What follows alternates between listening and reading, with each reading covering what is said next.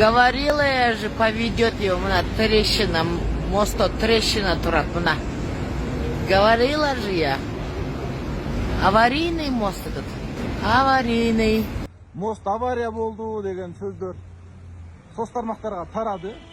Азыр ушул Технадзор эксперт ошол түштүк боюнча курулуштардын эксперти мына бул жерде турат. Түшүндүрмө бере кетсеңиз ушул жер боюнча. Бул жер кандай болуп ачык турат, кандай болуш керек, долбоордо кандай? Biz объектти текшербейбиз, биз долбоор текшеребиз. Долбоор боюнча бул заранее конструктивный схема боюнча коюлуп кеткен. Деформационный шов обязательно болуш керек.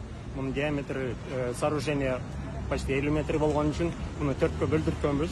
4 башка и взаимное перемещение болуш үчүн деформационный шов койгонбуз. Эми бул жерде сейсмика болушу мүмкүн, динамический нагрузка болушу мүмкүн, башка температурный перемещение болушу мүмкүн.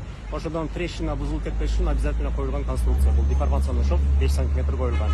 Бул долбоордо бар, туура эле. Долбоордо бар. Муну авариялык кырдаал деп айтса болобу? Жок.